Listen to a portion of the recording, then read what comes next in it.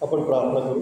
हे सर्वसमर्थ थोर पैशाश परमेश्वरा देवा, तुझ्या वचनाची भाकर मोडत असताना की प्रभू तू आम्हाबरोबर राहा. तुझं वचन दे बाप्पा, तू आम्हाला समजावून सांग. तुझं गौरव तू आम्हाद्वारे करून घे आणि काय चुकल्यास प्रभूजी तू आम्हाला क्षमा. आमच्या देशाला, आमच्या राज्याला देव पुरेसा पाऊस पाणी तू देत आहेस. आमच्या सर्व गरजा ज्या गौरव मंडळातून पुरवत आहेस. अन्न वस्त्र निवारा देऊन तू आम्हाला आशीर्वादित केलेला आहेस, म्हणून आम्ही तुझे उपकार मानतो. तुला आम्हाला धन्यवाद देतो. ज्यांना नाही अशा कित्येकांना देवप्पा तू देणार आहेस असा आमचा विश्वास आहे. जे आजारी आहेत त्यांनाही तू आरोग्य दे. जे चर्चला येण्याच्या वाटेवर आहेत त्यांनाही तू सुख घेऊन ये. जे आलेले आहेत त्यांनाही तू आशीर्वादित कर. भविष्य नावात मागतो नाही बाबा. आज आपण शुभवर्तमान जे वाचलेलं आहे ते मार्क शुभवर्तमान याचा 4था अध्याय 35 ते 41 ही वचनं आपण वाचलेली आहेत. आणि यामध्ये असं आहे की प्रभू श्री ख्रिस्त गालिल समुद्रामध्ये एका बोटीने चाललेला आहे, नावेने चाललेला आहे, नाही का. मसवा म्हणजे छोटा आहे, ते 15 ते 20 लोक बसतील असा तो मछवा असतो, छोटा असतो. आणि त्या मछव्यानी, त्या छोट्या नावेने हे पलीकडे चाललेले आहेत. आणि पहिल्याच शब्द असा आहे की त्याच दिवशी, 35वा वचन, त्याच दिवशी. या अध्यायामध्ये आणि याच्या आधीच्या अध्यायामध्ये येशू ख्रिस्ताने काही दाखले सांगितले, काही उदाहरणं दिलेली आहेत. ते दाखले समजावून त्यांना सांगितलेले आहेत. आणि दिवसभर प्रभू येशू ख्रिस्ताने प्रवचन दिलेलं आहे. शिवाय पुष्कळ रोगी त्याने बरे केलेले आहेत, भूतग्रस्त त्याने त्या दिवशी बरे केलेले आहेत. आणि मग त्याच दिवशी संध्याकाळी, फार महत्त्वाची गोष्ट आहे की त्याच दिवशी संध्याकाळी, म्हणजे दिवसभर तो थकलेला आहे, दिवसभर तो हे देवाची सेवा करून काम करून दमलेला आहे. आणि तो एक मनुष्य या अशा स्वरूपात प्रभू येशू ख्रिस्त आहे. जरी देवाचा पुत्र तो असला तरी तो मनुष्य म्हणून आलेला आहे. आणि म्हणून त्या दिवसाच्या पुष्कळ अशा त्याच्या सेवा कार्यामुळे तो दमला, तो थकला आणि तो त्या नावेमध्ये शांत झोपी गेला, गाढ झोपी गेला. असं लिहिलेलं आहे की वरामावर उशास घेऊन झोपी गेला. आहे की नाही. वराम म्हणजे काय? त्या नावेमध्ये नावाड्याला डोकं टेकायसाठी थोडंसं उशीसारखी एक जागा केलेली असते, त्याला वराम म्हणतात. आणि त्याच्यावर पण त्यांनी उशी ठेवली आणि तो शांतपणे झोपी गेला. आणि ही संध्याकाळची वेळ होती आणि पुढे जाता जाता थोडासा अंधार वगैरे पडत आला असेल. आणि काय झालं, मोठं वादळ आलं. मोठं वादळ त्या समुद्रामध्ये आलं. लाटा इतक्या मोठमोठ्या उठू लागल्या की पाणी त्या नावेमध्ये शिरू लागलं. तर ते मोठं वादळ येशू ख्रिस्त त्या नावेमध्ये असून पण आलं.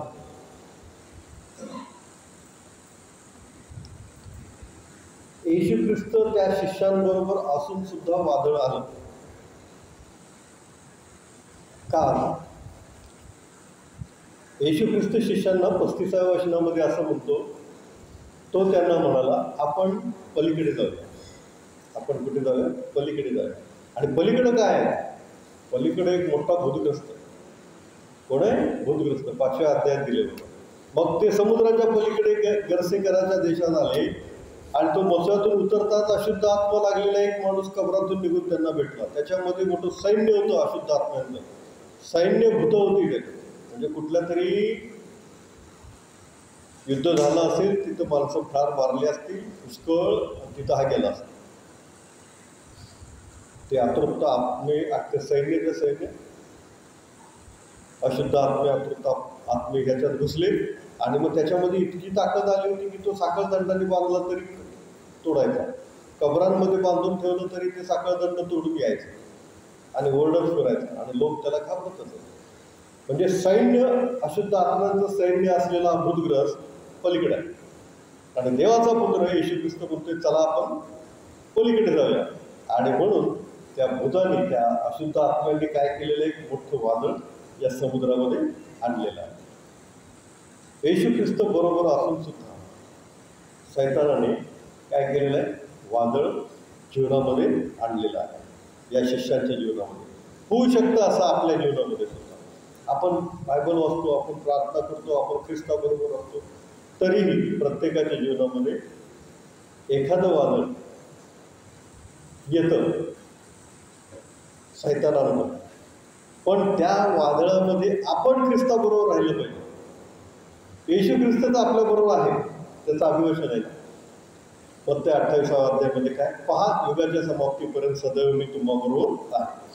पहा युगाच्या समाप्तीपर्यंत सदैव मी तुम्हाबरोबर आहे. मत्ती 28:20 वाजता.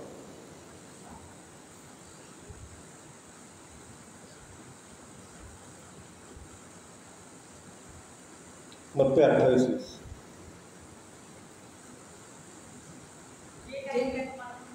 हा, जे काही मी तुम्हाला आज्ञा केली ते सर्व त्यास पाळण्यास शिकवा. हा. आणि पहा युगाच्या समाप्तीपर्यंत मी सर्व दिवस आणि पहा युगाच्या समाप्तीपर्यंत सर्व दिवस मी तुम्हाबरोबर आहे. हे अभिवचन आहे येशू ख्रिस्ताचं. येशू ख्रिस्त आपल्याबरोबर आहे, आपण येशू ख्रिस्ताबरोबर आहोत, हे महत्वाचं आहे.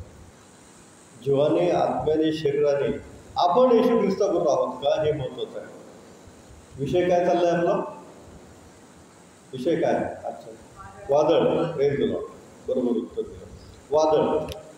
आणि काय सांगितलं मी तुम्हाला की येशू ख्रिस्त त्यांच्याबरोबर आहे शिष्यांबरोबर, तरी वादळ आलं. आपल्या जीवनामध्ये सुद्धा आपण ख्रिस्ताबरोबर असतो, ख्रिस्त आपल्याबरोबर असतो, तरी वादळ येऊ शकतं. कारण सैतानाला फार मोठी शक्ती आहे. इतकं मोठं वादळ असं आणलं त्याने की हा इकडे येऊच नाही पलीकडे. का तर येशू ख्रिस्त देवाचा पुत्र आहे, तो आला की सैतान तिथून निघणारच आहे. म्हणून ते सैतान काय करत आहे, वादळ अगदी जोराचं आलेलं आहे. आणि येशू ख्रिस्ताचं हे वाक्य आहे, आपण पलीकडे जाऊया. मग जर येशू ख्रिस्त म्हणतो आपण पलीकडे जाऊया, तर जाणारच. काहीही झालं, वादळ आलं काय, आणि तारून फुटला काय, आणि तारून फुटला काय, आपण पलीकडे जाऊया असं येशू ख्रिस्त जर म्हणतोय तर ते होणारच. तसं येशू ख्रिस्त जर म्हणतो की पहा युगाच्या समाप्तीपर्यंत, म्हणजे हे युग जे आहे, हे जग जे आहे, हे पृथ्वी जे आहे नष्ट होणार आहे. प्रकटीकरणमध्ये दिलेलं आहे, पृथ्वी नष्ट होईल, आकाश पण गुंडाळीसारखं गुंडाळून जाईल, नवीन आकाश येईल, नवीन पृथ्वी होईल, हे होणारच. आणि ह्या युगाच्या समाप्तीपर्यंत मी तुम्हाबरोबर आहे, येशू ख्रिस्ताचं अभिवचन आहे. जर तो म्हणतो मी तुम्हाबरोबर आहे तर आहेच, जर तो म्हणतो आपण पलीकडे जाऊया तर जाणारच. आपला त्याच्यावर काय असला पाहिजे, विश्वास असला पाहिजे. वादळ आलं, लाटा तारूवर आदळत होत्या, तारू तो पाण्याने भरू लागला. येशू ख्रिस्त मात्र थकला दमल्यामुळं काय झालं होता, झोपी गेला. आणि ते काय म्हणतात, गुरुजी आपण बुडत आहोत. तरी आपल्याला काहीच वाटत नाही. काय त्याला उठवलं येशू ख्रिस्ताला, उठा. येशू ख्रिस्त उठला आणि ते काय म्हणतात, गुरुजी आपण बुडत आहोत. आणि पुढे येशू ख्रिस्ताने काय केलं, वाऱ्याला धमकावलं, समुद्राला शांत केलं. आणि लगेच वारा पण पडला आणि समुद्र पण काय झाला, शांत झाला, लाटा वगैरे एकदम शांत. आता जर नॅचरली वादळ उठलं की नाही, नॅचरली वारा वगैरे आला, वादळ समुद्रामध्ये उठलं, तर ते शांत झालं तरी पाणी लगेच शांत होत नाही विदिन 1 मिनिट. ते काही वेळ तसंच हेलकावे हेलकावे हेलकावे देतच राहणार. काही वेळ म्हणजे 6 फुटाची लाट असेल तर ती कमी होऊन 5, 4, 3, 2, 1 फूट अशी हळूहळू हळू कमी होतं ते वादळ. तर हे एकदम शांत. का ते वादळ कुणी आणलं होतं, सैतानाने आणलं आहे ना. देवाची स्तुती आहे. आणि येशू ख्रिस्ताने ते काय केलेलं आहे, शांत केलेलं. देवाची स्तुती. तर येशू ख्रिस्त काय म्हणतो त्यांना, तुम्ही इतके का घाबरला, तुम्हाला विश्वास कसा नाही. येशू ख्रिस्त असं का बोलला हो त्यांना, तुमचा विश्वास का नाही, का बोलला असेल. स्वतः त्यांच्याबरोबर होता तरी ते घाबरले. त्यांनी काय म्हणायला पाहिजे येशू ख्रिस्ताला, ते बोलले काय, गुरुजी आपण बुडत आहोत. त्यांनी काय बोलायला पाहिजे, काय बोलायला पाहिजे, गुरुजी उठा, वादळ शांत करा, असं उठायला पाहिजे. बरोबर आहे ना? काय बोलायला पाहिजे? गुरुजी उठा. त्याचा विश्वास जर आहे तर गुरुजी उठा आणि वादळ शांत करा. का तर रोगी बरे केले, भूतग्रस्त काढले, तुम्ही पाहिजे ते तिकडं मोठे मोठे चमत्कार आजच केले. मग गुरुजी आपण बुडतो असं कसं म्हणतो? कारण तुमचा विश्वास कुठं आहे? इतके चमत्कार तुम्ही बघितले आणि तुम्ही असं म्हणताय गुरुजी आपण बुडतो. म्हणजे तुम्ही काय बोलायला पाहिजे? गुरुजी उठा आणि हे वादळ शांत करा. म्हणून येशू ख्रिस्त म्हणतो तुमचा विश्वास कुठं आहे? प्रभू येशू ख्रिस्त तुमच्या बरोबर आहे, तुम्ही येशू ख्रिस्ताबरोबर आहे आणि तरी तुम्ही असं काय म्हणता की गुरुजी आपण बुडतो. तर त्यांनी काय म्हणायला पाहिजे होतं? गुरुजी उठा आणि वादळ शांत करा. आपल्या प्रार्थनेमध्ये पण आपण असं बोललो पाहिजे. प्रभू येशू ख्रिस्ताच्या नावाने वादळाला धमकावलं पाहिजे. आपण प्रत्येकाच्या जीवनामध्ये एकतरी वादळ येतं, एकतरी संकट येतं. तावीज म्हणतो मृत्यूच्या ह्याच्या धडकीने मी जात असलो तरी अनिष्टास येणार नाही, कारण तू मजबूर आहे. प्रत्येकाच्या आयुष्यामध्ये एकतरी वादळ, एकतरी संकट येतच. आणि त्या संकटामध्ये, त्या वादळामध्ये आपण ख्रिस्ताबरोबर आहोत का, हे महत्त्वाचं आहे. येशू ख्रिस्त जर आपल्याबरोबर आहे त्याचं अभिवचन आहे. आणि देवाचं वचन सांगतं की आकाश व पृथ्वी नाही शिवतील, परंतु देवाचं वचन कधी नाही सोडणार नाही. जर तो म्हणतो मी युगाच्या समाप्तीपर्यंत तुम्हाबरोबर आहे तर आहेच, आम्ही त्याच्याबरोबर आहोत. थोडं वादळ आलं, थोडं संकट आलं की वापरू. नको ते देव, नको ते धर्म, नको ते चर्च, नको ते स्वामी आपला. मग ह्याला सांग, त्याला सांग, माझं असं झालं तसं झालं. पण मुख्य गोष्ट आहे की आपण ख्रिस्ताकडे यावं, आपण देवाकडे यावं, आपण प्रार्थना करावी. आणि कधी कधी बिझनेसमध्ये लॉस होतो, कधी कधी नोकरीमध्ये काहीतरी अचानक प्रॉब्लेम येतात, कधी कधी मुलांचे प्रॉब्लेम होतात, कधी कधी मुलांच्या शिक्षणाचे प्रॉब्लेम होतात. आणि आपल्याला असं वाटतं की अरे काय करू आपण. कधी कधी आपले प्रियजन आजारी पडतात, आजार जास्त मोठा बळावतो. परंतु त्या सर्वामध्ये आपण ख्रिस्ताबरोबर असलं पाहिजे. वादळ शांत करणारा सर्वसमर्थ देव तो आहे. वादळापेक्षाही कितीतरी मोठा तो देव आहे. वादळ आलं तर येऊ द्या, पण वादळ शांत करणारे प्रभू येशू ख्रिस्त जर आपल्याबरोबर आहे आणि तो सामर्थ्यवान आहे तर आपल्याला होण्याचं काही कारण नाही. येशू ख्रिस्ताच्या जीवनामध्ये एक वादळ आलं का? आलं का? कुठलं? Praise the Lord. अगदी बरोबर उत्तर दिलं. मला वाटलं तुम्ही म्हणाल हेच वादळ समुद्रामधलं. येशू ख्रिस्ताच्या जीवनातलं नाही, शिष्यांच्या जीवनामधलं. हो की नाही? येशू ख्रिस्ताच्या जीवनामध्ये आलेलं एक वादळ ते म्हणजे वधस्तंभ. हाल तो म्हणतो हा प्याला हे परमेश्वरा होईल तर मजपासून कळून जाऊ. हाल केले, चापकाचे फटके मारले, डोक्यात काट्यांचा मुकुट उतरवला, जड असा वधस्तंभ व्हायला लावला. मनुष्य म्हणून त्यांनी ते हातात एवढे मोठे खिळे ठोकलेले सहन केले, पायात खिळे ठोकलेले सहन केले. आणि सर्वात मोठी गोष्ट म्हणजे पाप त्याच्यावर जेव्हा लादण्यात आलं तेव्हा परमेश्वराने त्याची साथ सोडली. क्षणभर त्याने आपलं मुख लपवलं. हे मोठं वादळ होतं येशू ख्रिस्ताच्या जीवनामधले. पण येशू ख्रिस्ताने परमेश्वराला सोडलं का? नाही. वधस्तंभावर सोडलं का त्याने? नाही. कशावर? त्यांनी वधस्तंभावरून परमेश्वराला सोडलं का? नाही. हे उत्तर बरोबर आहे. कशावर? तो वधस्तंभावरून पण हे बापा यांना क्षमा कर असं म्हणत आहे. म्हणजे परमेश्वराला त्यांनी सोडलेलं. चौथ्या वाक्यात म्हणत आहे माझ्या देवा तू माझा त्याग काय केला. म्हणजे देवाबरोबरच तो आहे, देवाला सोडलेलं. आणि 7व्या वाक्यात पुन्हा तो काय म्हणतो, हे परमेश्वरा मी माझा आत्मा, हे बापा मी माझा आत्मा तुझ्या हाती सोडतो. म्हणजे या 7 वाक्यांमधली 3 वाक्य तरी त्याने परमेश्वराशी बोललेली आहेत. म्हणजे जरी तो वधस्तंभावर आहे, तरी एक मोठं वादळ त्याच्या जीवनामध्ये आलेलं आहे, तरी त्याने परमेश्वराला सोडलेलं नाही. आणि मग काय झालं? परमेश्वराने त्याला मृत्यूतून उठवलं. आणखी काय झालं? त्याला अत्युच्च स्थान दिलं. आणखी काय झालं? प्रत्येक गुडघा तुझ्या समोर टेकेल असा त्याला मान दिला. आणि प्रत्येक जीव येशू हा प्रभू आहे असं कबूल करेल असा येशू ख्रिस्ताला सर्वोच्च मान परमेश्वराने दिला. म्हणजे संकटामध्ये जर आपण परमेश्वराबरोबर राहतो तर ते संकट वादळ निघून तर जातच, परंतु तिथून पुढे मात्र काही अद्भुत गोष्टी आपल्या जीवनामध्ये घडतात, त्याची वाट आपण पाहिली पाहिजे. काही आनंदाचे क्षण आपल्या जीवनामध्ये घडतात, त्याची वाट आपण पाहिली पाहिजे. पण त्या कसोटीमध्ये, त्या वादळामध्ये आपण परमेश्वराबरोबर टिकून राहिले पाहिजे. एक वचन होते फिलिप्पीकरास पत्र 2 अध्याय 8 ते 11. फिलिप्पीकरास पत्र 2 अध्याय 8 ते 11.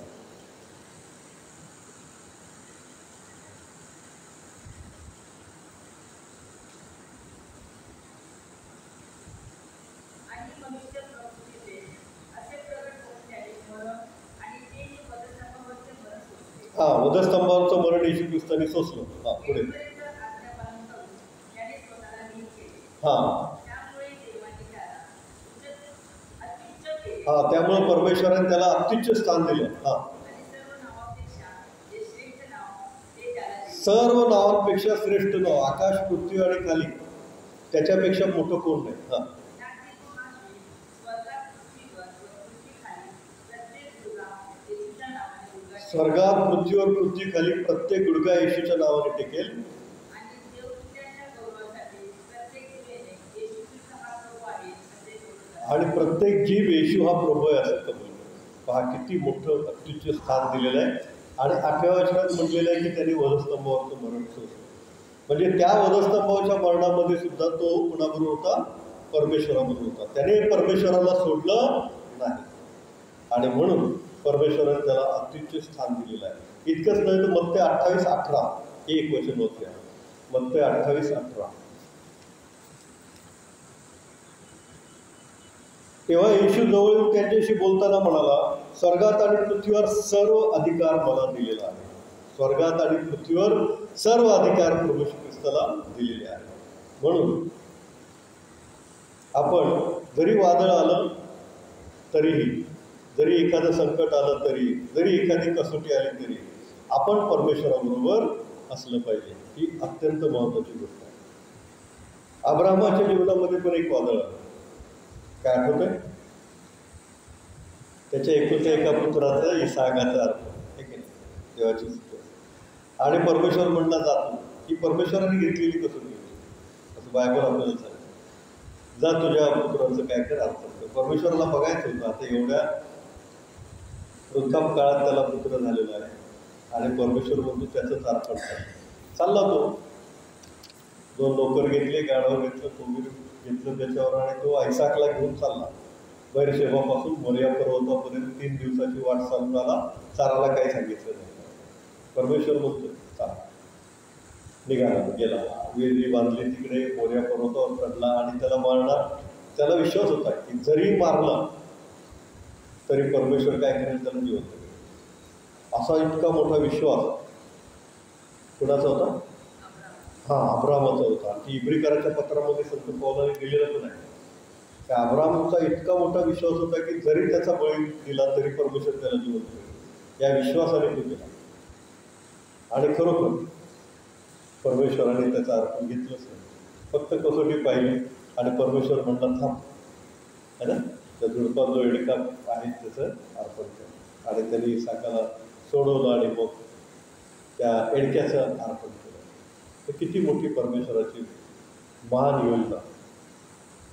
कारण परमेश्वराला त्या इसाकाच्या अर्पणाची गरजच नाही.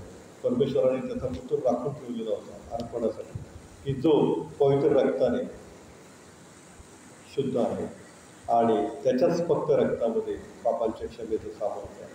तो इसाकाच्या अर्पणाची गरज नाही. जो परमेश्वर स्वतः आज्ञा देतो की तुम्ही असं आपल्या मुलांचे बळी वगैरे देऊ नका, तो परमेश्वर कशी आज्ञा देईल की तुझ्या मुलाचा अर्पण. म्हणून अब्राहमाच्या जीवनातलं वादळ त्याने देवाच्या विश्वासाने ते शांत केलं आणि त्याच्यापासून राष्ट्र निर्माण झाले. इसाकापासून याकोब झाला. याकोब हे इस्रायल राष्ट्रच आहे, याकोबाची संतती. आणि पुष्कळ राष्ट्र त्याच्यापासून निर्माण झाले. देवाची स्तुती असो. ही वादळं अगदी इतक्या मोठा विश्वासाचा बाप असलेला अब्राहम त्याच्या जीवनामध्ये पण आला. आपल्या जीवनामध्ये पण येऊ शकतं, आलं असेल, तुम्ही आठवून बघा. पण जर तुम्ही परमेश्वराबरोबर राहिला असाल तर त्या वादळातून तुम्ही अगदी सहज त्याने पार केलाय. वादळ आहे काय नाही काय अशी अवस्था त्या त्या वादळाची झाली आणि तुम्ही त्यातून पार गेला. योसेफ याच्या जीवनामध्ये पण वादळ आलं. योसेफ हा कोण आहे? याकोबाचा मुलगा योसेफ आहे की नाही? त्याला त्याच्या भावांनी काय केलं? धरलं, मारलं, खड्ड्यात टाकलं. काय चूक आहे? काहीच नाही. त्याला विकलं गुलाम म्हणून. काय चूक आहे? काहीच नाही. त्यांनी काही दोष केला नाही, त्यांनी काही गुन्हा केला नाही, त्यांनी काय पाप केलं नाही, त्यांनी काय त्याच्या भावांना शिवाशाप दिले नाही, काय नाही. तरी त्याला विकलं. आणि विकल्यानंतर त्या देशात गेल्यानंतर पण त्याला जेलमध्ये जावं लागलं. काय चूक? काहीच नाही. काय दोष? काहीच नाही. जेलमध्ये जावं लागलं. पण जेलमधून तो बाहेर आला, तो काय बनला? पंतप्रधान. मिसर म्हणजे इजिप्त देशाचा पंतप्रधान योसेफ. इतिहासामध्ये नोंद आहे इजिप्तच्या देशामध्ये योसेफ पंतप्रधान झाले फारोच्या काळात. फार महत्वाची गोष्ट. किती वादळ आली आहे योसेफाच्या जीवनामध्ये? कधी तुमच्या बायबलमध्ये वाचण्यात आले की योसेफाने परमेश्वराला दोष दिला? नाही, अजिबात नाही. तो असं एकदा तरी म्हणाला का, हे परमेश्वरा माझी काय चूक होती, मला खड्ड्यात टाकलं? नाही. हे परमेश्वरा माझी काय चूक होती, मग आता मी जेलमध्ये आलो. तो आहेस कुठे? नाही. त्या डावीकडच्या चोरासारखं म्हणलं नाही, तू जर देवपुत्र असेल तर आम्हाला खाली उतर. देवाला दोष या योसेफाने दिला नाही. या सर्व कठीण परिस्थितीमध्ये, प्रसंगामध्ये तो देवाबरोबर राहिला. आणि म्हणून परमेश्वराने त्याला काय केलं? मोठा पंतप्रधान, अख्ख्या देशाचा पंतप्रधान, इजिप्त देशाचा पंतप्रधान केला. देवाची स्तुती असते. गिदोन हे नाव ऐकले तुम्ही बायबलमध्ये? गिदोन आहे ना, त्याला युद्ध करायला सांगितलं आणि इतकी मोठी सेना होती ती. आणि त्या सेनेबरोबर गिदोन, परमेश्वर म्हणतो गिदोनाला, तू जा युद्ध कर आणि तुझ्याबरोबर जे आहे सगळे लोक सैन्य सगळे परत. मग फक्त किती लोक दिले? 300 लोक. आणि हजारो लाखोंचा समुदाय. आणि गिदोनाला परमेश्वर सांगतो, तू या 300 लोकांबरोबर काय कर? युद्ध कर. मोठं वादळ आहे, ठार मारला जाऊ शकतो गिदोन त्याच्या 300 लोकांचं. आणि इतके लाखो लोकांचं सैन्य, हे कसे 300 लोक पुरणार? पण परमेश्वर म्हटलं, तू जा, फक्त 300 लोकांनाच घेऊन जा, मी तुझ्याबरोबर आहे. आणि या कठीण परीक्षेमध्ये गिदोन पास झाला नाही का? आणि गिदोनाने ते युद्ध जिंकलं. फक्त त्या 300 लोकांबरोबर त्याने ते युद्ध केलं आणि लाखो लोक मारले गेले आणि ते युद्ध गिदोन जिंकला. देवाची स्तुती असते. शमशोन हे पण नाव ऐकलं आहे. बायबलमधले मोठे मोठे संदेश ते उभे आहे, शास्त्री आहे. शमशोन नाव ऐकलं? सॅमसन ताकदवाला म्हणून. देवदूतांनी सांगितलं होतं शमशोनाच्या जन्माबद्दल, त्याच्या आईला वडिलांना नाही का, देवदूतांनी सांगितलं होतं. पण शमशोन मोठा झाला, फार ताकद त्याच्या अंगामध्ये. नाझीर देवाचा, नाझीर. आणि नाझीर असल्यामुळे त्याच्या देवाचा आत्मा त्याच्यामध्ये संचारात असायचा, तेव्हा त्याच्यामध्ये भरपूर ताकद यायची. आता एकाच वेळेला कितीतरी बलिष्ठांना ठार मारायचं. एकदा तर असं झालं की त्याच्या हातात फक्त एक गाढवाचं झाबड म्हणजे मुंडकं भेटलं आणि त्याने हजारो बलिष्ठी मारले. म्हणजे इतकी ताकद त्याच्या अंगामध्ये होती. पण तो हसला आहे ना. दलिला नावाच्या एका बलिष्ठी स्त्रीशी त्याने लग्न केलं. ॲक्च्युली तो नाझीर होता ना, तर त्याने लग्न नाही करायला पाहिजे, पण त्याने केलं. आणि केलं बलिष्ठी स्त्रीशी केलं. आणि तिने त्याला फसवलं. तुमचं ते गुपित कशामध्ये आहे असं शमशोनाला विचारलं. आणि त्याने 3दा विचारल्यानंतर कंटाळून सांगितलं की ते केसामध्ये आहे. आणि मग ते केस तिने कापले. त्याचे केस कापल्यानंतर मग देवाचा आत्मा त्याच्यामधून गेला. त्याची शक्ती नाहीशी झाली. त्याला पकडायला लोक आले. तो ताकदीने उठायला गेला, पण ताकद नाही. त्याला पकडलं, त्याचे डोळे फोडले आणि आता ह्याला मारायचं का म्हणून त्या गिदोनाच्या देवळामध्ये त्याला बंदिवान म्हणून केलं. साखळ दंडाने बांधलं. डोळे फुटलेले होते आणि सगळे लोक त्याचा तमाशा बघायसाठी जमले की ह्याला कसं मारतात, एवढा मोठा शक्तिशाली म्हणून, देवाचा आत्मा त्याच्यामध्ये, आणि ह्याला कसं मारतात जरा आपण गंमत बघूया, मजा बघूया म्हणून अख्खं त्यांचं देऊळ भरलं. वर गॅलरीमध्ये पण लोक होते. आणि तेव्हा शेवटची प्रार्थना या शमशोनाने केली. काय? हे देवा, मला आता परत एकदा शक्ती दे. परत एकदा काय कर? शक्ती दे. या सगळ्या लोकांना मारून असतात. आणि मग त्याने काय केलं? परमेश्वराने शक्ती दिली त्याला, आणि त्याने जोरात जे 2 पिलरवरच ते अख्खं देऊळ होतं, त्या शक्तीनिशी ते दोन्ही पिलर काय केले, उडले. ते दोन्ही पिलर तुटले, अख्खं मंदिर पडलं, अख्खं देऊळ पडलं, आणि ते गॅलरीतले आणि मंदिरामधले सगळे लोक मारले गेले, शमशोनपूर मारला गेला त्याच्यात. आणि त्याच्या हयातीत जेवढे बलिष्ठ त्यांनी मारले नव्हते तेवढे ही शेवटच्या क्षणी मारले. तो शास्ता होता आणि त्यासाठीच त्याचा जन्म झाला होता की बलिष्ठांची त्यांनी युद्ध करायचं. पण शेवटची त्याची प्रार्थना परमेश्वराने ऐकली. त्याच्या जीवनामध्ये पण एक मोठं वादळ आलं होतं, दलिला हे वादळ. आणि त्या वादळामधून त्यांनी शेवटी एक धडा घेतला. काय घेतला की शेवटी तो परमेश्वराकडे वळला आणि शेवटी त्यांनी परमेश्वराकडे प्रार्थना केली की देवा मला एकदा शक्ती दे, आणि परमेश्वराने ती दिली आहे ना. शेवटी जरी त्यांनी परमेश्वराला सोडलं नाही तरी परमेश्वराने पण त्याला सोडलं नाही, हो की नाही. मग शमशोन आता कुठे आहे?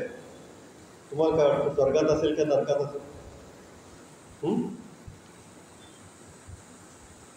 काय वाटतं?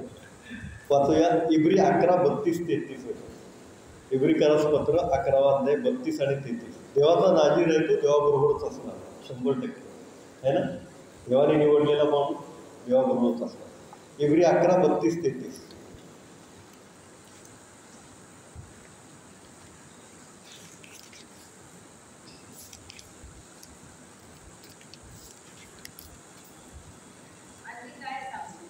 आणखी काय सांगू?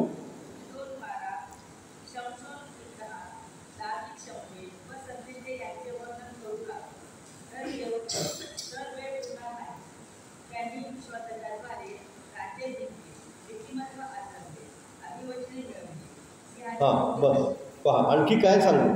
गिदोन आपण बघितलं ना, 300 लोकांबरोबर युद्ध करून जिंकलेला. बराक, शमशोनचं नाव आलेलं आहे. ते स्वर्गाच्या राज्यातले लोक आहेत. संदेष्टे, शल्मोन, दावीद, संदेष्टे हे स्वर्गाच्या राज्यात असलेले लोकांची नावं दिली. यांनी विश्वासाच्या द्वारे राज्य जिंकले, आणि विश्वासाच्या द्वारे जिंकण्यात येणारं राज्य म्हणजे स्वर्गीय राज्य. म्हणजे शमशोन परमेश्वराबरोबर आहे, तो देवाबरोबर आहे. कारण देवाची सेवा त्याने ज्या कामासाठी त्याला निवडलं होतं ती प्रामाणिकपणे केली. शेवटी तो जरी चुकला तरी शेवटी त्याने परमेश्वराकडे प्रार्थना केलेली आहे. म्हणून वादळ अब्रामाच्या जीवनामध्ये आलं, योसेफाच्या जीवनामध्ये आलं, गिदोनाच्या जीवनामध्ये आलं, शमशोनाच्या जीवनामध्ये आलं. सगळ्यात मोठं वादळ ते येशू ख्रिस्ताच्या जीवनामध्ये आलं, पदस्तंभात वादळ. यांनी कुणीही परमेश्वराला सोडलं नाही. जर आपल्या जीवनामध्ये वादळ आलं, आपणही परमेश्वराला सोडायचं नाही. या सर्वांना परमेश्वराने मोठी मोठी बक्षिसं दिलेली आहे. येशू ख्रिस्ताला सर्व अधिकार दिले. योसेफाला पंतप्रधान बनवलं. गिदोन, शमशोन सारख्यांची नावं स्वर्गीय राज्यामध्ये आहेत. आपल्याला पण परमेश्वर निश्चितच एक चांगलं बक्षीस देईल. येशू ख्रिस्त त्या वादळामध्ये आपल्याबरोबर असतोच. आपण त्याच्याबरोबर असलं पाहिजे. आपण त्याला त्या वादळामध्ये कसलाही दोष न लावता केवळ सहनशील राहून प्रार्थनेमध्ये येशू ख्रिस्ताला ते वादळ धमकवायला सांगायचं आहे. आणि येशू ख्रिस्त ते वादळाला धमकावून येशू ख्रिस्त काय करेल, ते वादळ आपल्या जीवनामधलं शांत करेल. प्रभू करो आणि तो विश्वास परमेश्वर तुम्हाला देईल. आपण प्रार्थना करू. हे सर्वसमर्थ देवबापा, कुठल्याही वादळामध्ये हे देवबापा तू आम्हाबरोबर आहेस, तसं आम्ही तुझबरोबर आहोत असा आत्मा तू आम्हामध्ये घाल. आमचा विश्वास वाढव. सर्व वादळ शांत करणारा हा जिवंत सर्वसमर्थ देव, देवाचा पुत्र प्रभू श्री ख्रिस्त आम्हाबरोबर आहे.